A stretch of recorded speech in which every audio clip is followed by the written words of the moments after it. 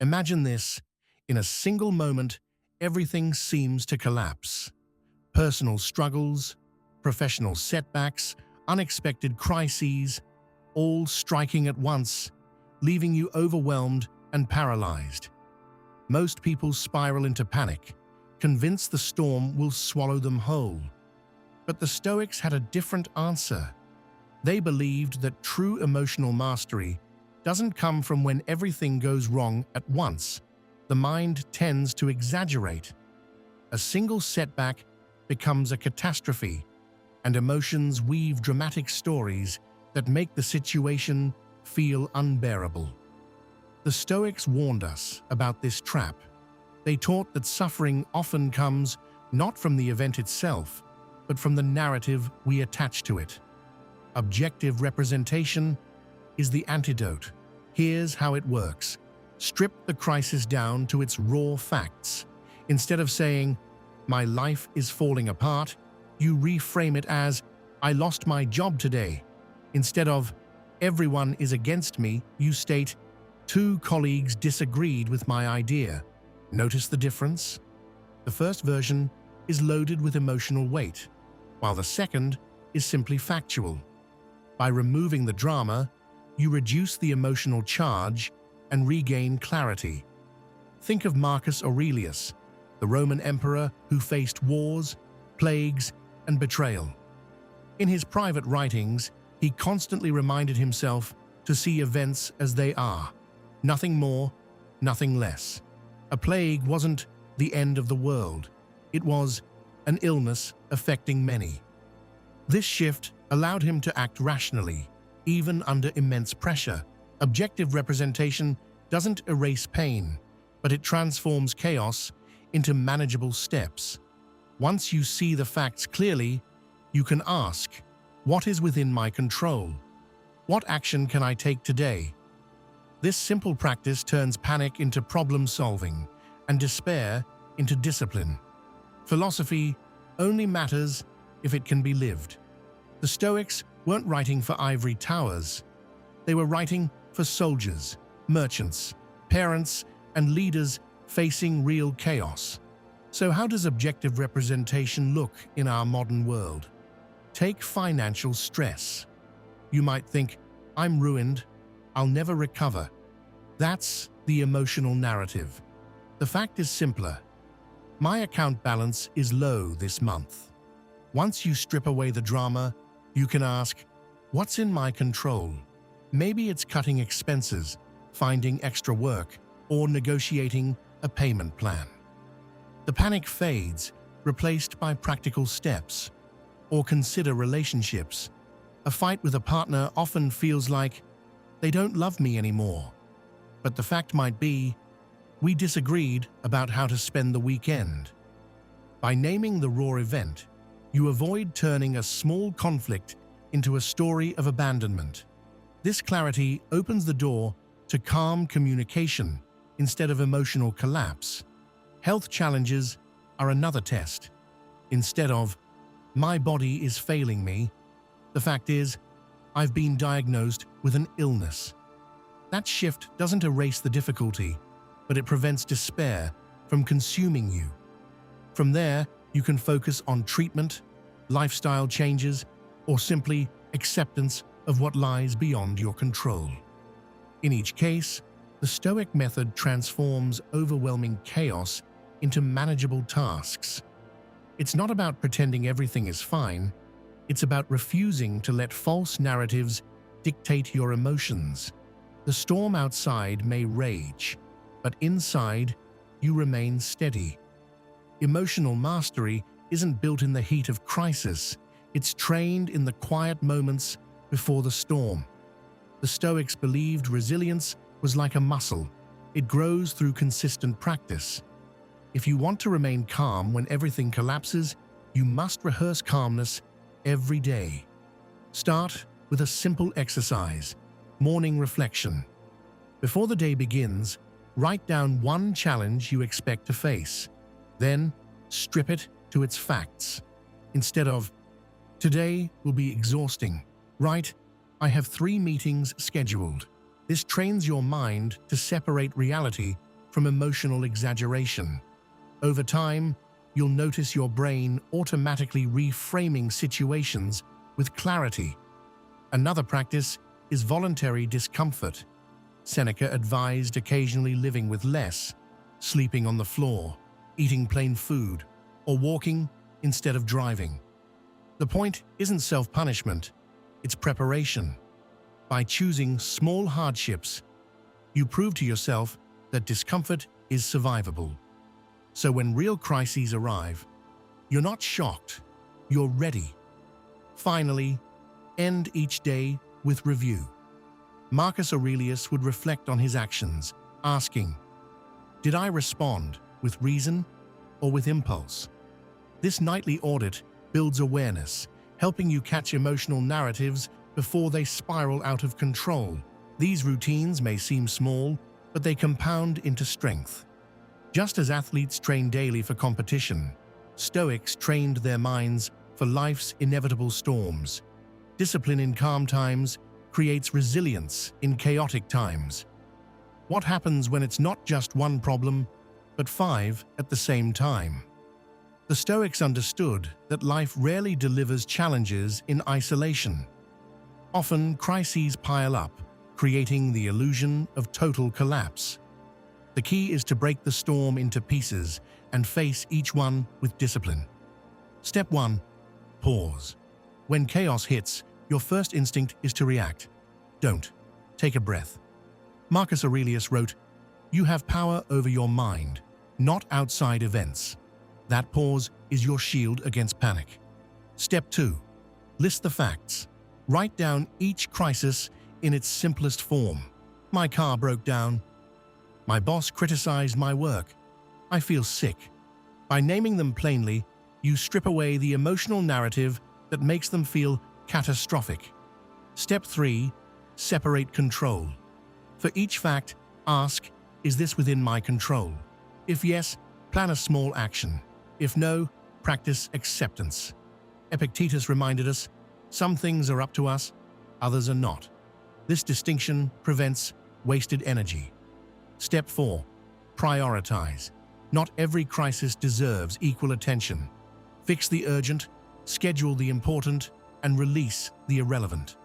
By ranking problems, you transform chaos into a sequence of tasks. Step 5. Act with calm. Once the facts are clear, take one step at a time. The Stoics believed progress is built in small, deliberate actions. Even if the storm rages, you move forward steadily. This method doesn't eliminate hardship, but it dismantles the illusion of collapse. Instead of drowning in panic, you become the eye of the storm, still, focused, and unshaken. The Stoics didn't just survive crises, they used them as fuel for growth. To them, hardship was not a curse, but a classroom. Every obstacle was a chance to practice virtue, to strengthen discipline, and to prove resilience. This mindset shift is what transforms chaos into opportunity. Think of Epictetus, born a slave, enduring poverty and abuse. Instead of collapsing under misfortune, he treated each hardship as training. He wrote, "Difficulties show what men are." In other words, the storm reveals your strength. Without challenges, discipline remains theory. With challenges, discipline becomes reality. So how do we apply this today? When everything goes wrong, ask yourself, what skill is this crisis teaching me? Financial stress might teach resourcefulness. Relationship conflict might teach patience. Health struggles might teach acceptance. Each crisis becomes a lesson, not a punishment. This doesn't mean romanticizing pain. The Stoics were clear. Suffering is real. But they believed meaning is forged in how we respond. A setback can either break you or build you. The choice lies in perspective. By reframing crises as opportunities, you shift from victimhood to mastery. Imagine telling yourself, "This storm is my training ground." Suddenly, the chaos outside becomes a gym for the soul. Every challenge is a weight you lift. Every setback, a drill in resilience. Over time, you don't just endure crises, you grow stronger because of them. Philosophy becomes powerful when it turns into practice. The Stoics didn't just talk about resilience, they trained it daily through simple, repeatable exercises. If you want emotional mastery, here are 4 practices you can begin today. First, controlled breathing. When panic rises, your body reacts before your mind. Slow, deliberate breathing interrupts that spiral. Inhale deeply for 4 counts. Hold for 4, exhale for 6. This rhythm signals calm to your nervous system, giving your mind space to think clearly. Second, journaling. Marcus Aurelius wrote his meditations not for an audience, but for himself. Each night, he reflected on his struggles and reminded himself of Stoic truths. You can do the same. Write down the facts of your day, separate them from emotional narratives, and note what was within your control. Over time, this builds clarity and self-awareness. Third, reframing. Whenever you catch yourself saying, "This is unbearable," pause and reframe. "This is difficult, but survivable." That small shift changes despair into determination. Words shape perception, and perception shapes reality. Fourth, acceptance. Not every storm can be stopped. Epictetus taught that peace comes from aligning with nature, not fighting it. When something lies beyond your control, practice saying, "It is what it is." Acceptance doesn't mean weakness, it means conserving strength for what you can change. These daily practices are like sharpening a blade. Each breath, each journal entry, each reframing, each act of acceptance polishes your resilience. So when chaos strikes, you're not caught unprepared, you're already trained. The greatest power of Stoicism is not just personal survival, it's presence. When everything collapses, people look for someone who remains steady. The Stoics believed that true mastery is found in the stillness of the storm. Calmness is not weakness, it is leadership. Picture a ship caught in violent waves. The crew panics, but the captain stands firm, giving clear orders. His calm presence doesn't erase the storm, but it prevents the crew from sinking into fear. In life, you are that captain. Your stillness becomes the anchor for others. Marcus Aurelius ruled an empire during wars and plagues. Despite unimaginable pressure, he wrote about staying composed, reminding himself that chaos outside cannot dictate the state of his soul. His calmness guided millions, not because he controlled events, but because he controlled himself. In modern life, this stillness shows up in small ways. A parent who stays calm when children are overwhelmed. A manager who responds to crisis with clarity instead of anger. A friend who listens instead of panicking. Each act of composure radiates stability, giving others permission to breathe. The storm will always rage, but when you embody Stoic stillness, you become the eye of that storm. Quiet, centered, unshaken. This presence doesn't just protect you, it inspires those around you to rise above chaos. That is the essence of emotional mastery. Not escaping the storm, but becoming its calm center. Stoicism is not meant to be a temporary fix. It's not a bandage you apply only when life falls apart. The true power of Stoicism comes when it becomes a way of living. A daily discipline that shapes your mindset, your habits, and your character. Emotional mastery is not an event, it's a lifestyle. Think of discipline like a foundation. If you only practice Stoic principles during crises, the foundation is weak. But if you weave them into your daily routine, they become second nature. You don't have to remind yourself to stay calm. You simply are calm because you've trained your mind to respond that way. This integration begins with awareness. Each time you face a challenge, pause and ask, what is the fact? What is the story? Over weeks and months, this habit rewires your perception. You stop dramatizing events and start seeing them clearly. That clarity becomes your default mode. It also requires consistency. Marcus Aurelius didn't write his meditations once. He wrote them daily for years. Seneca didn't practice voluntary discomfort occasionally. He made it part of his rhythm.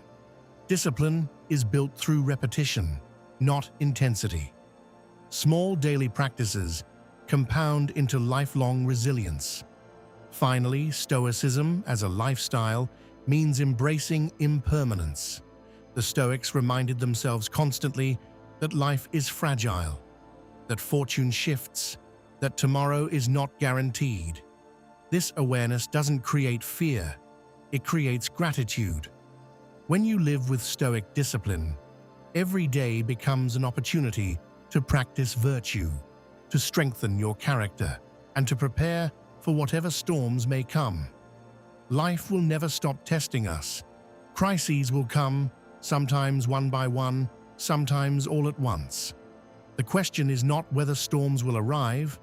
The question is how we will face them. The Stoics remind us that emotional mastery is not about controlling the world, but about controlling ourselves.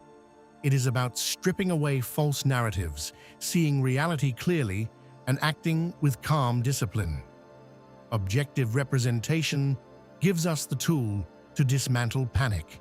Daily practices sharpen our resilience. The mindset shift transforms obstacles into opportunities, and the stillness of the storm turns us into anchors for others. Together, these principles form a way of life, a discipline that allows us to remain steady even when everything collapses. So the next time chaos strikes, remember, you are not powerless. You can pause. You can separate fact from fiction. You can choose clarity over drama, discipline over despair, and presence over panic. This is the Stoic secret to emotional mastery. To remain unshaken, even when the world shakes around you. If this message resonates with you, carry it forward. Share it with someone who needs strength.